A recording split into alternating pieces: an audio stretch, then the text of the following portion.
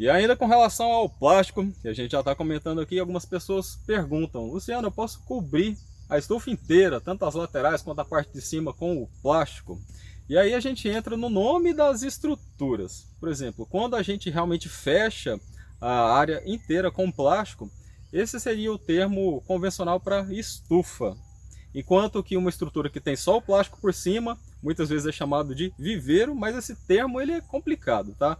Porque, por exemplo, na minha cidade mesmo, quando alguém fala viveiro, a pessoa pensa no local, na loja que está vendendo plantas e que tem planta ao ar livre, que está realmente não estão produzindo, eles estão mais vendendo essas plantas. E o nome disso, né? Acho que em cada cidade acaba mudando um pouco.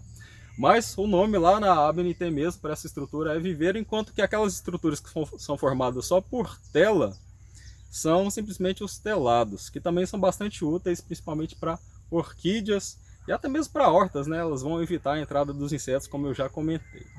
Ainda com relação aos plásticos, existem vários tipos. Tem plástico que é difusor, tem plástico que é leitoso, opaco, tem um plástico que é mais azulado, e cada um desses, eles têm um efeito diferente. Eles vão conseguir trazer um benefício, ou eles podem até prejudicar o seu cultivo por aí. E se você resolver fechar completamente a sua estufa, a sua área, e fica ainda mais sério essa questão da escolha. Você vai realmente precisar saber escolher esse material. Porque imagina, você escolhe um material que vai acumular muito calor do lado de dentro e a sua região um pouco mais quente, vai realmente virar um forno. Inclusive esse nome estufa, ele é um nome genérico, né? Você já viu aquela estufa em padaria? Ela fica ali para aquecer ali o salgado. Existe uma estufa de laboratório, estufa de clínica, que serve para esterilizar materiais. Ou seja, esse nome estufa, ele é usado para um monte de coisa diferente. Não é só para esse tipo de estrutura de cultivo. É por isso que a gente tomar cuidado com esses nomes é importante. Com relação ao plástico, como eu estava te contando, o plástico leitoso, por exemplo, ele é importante para reduzir um pouco a quantidade de luz no ambiente. Ou seja, com plástico leitoso você pode até mesmo evitar de utilizar o sombrite, essa estrutura que você está vendo aqui em cima.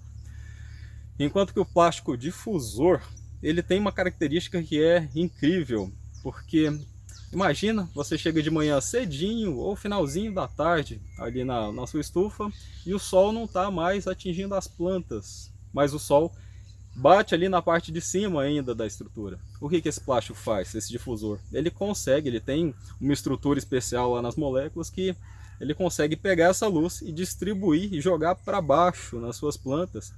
E é incrível, quando a gente sai de dentro da estrutura, de dentro de um viveiro desse, por exemplo, se do lado de fora está um pouquinho escuro, do lado de dentro está muito mais claro. As plantas absorvem muito mais luz quando o plástico é difusor. Eles melhoram nessa característica de absorção da luz que as plantas vão precisar. Enquanto que alguns plásticos mais azulados, de cores diferentes, eles conseguem interferir no metabolismo das suas plantas. Então, dependendo do tipo de planta, um vermelho vai conseguir fazer com que elas cresçam mais rápido, por exemplo, o azul, mas isso depende de teste, tá? Para cada planta essa coloração pode ter efeito ou não. Em algumas plantas a coloração estimula a floração também, ou seja, não adianta só escolher porque tá bonitinho, porque é colorido, não. Ele vai ter um efeito fisiológico nas suas plantas.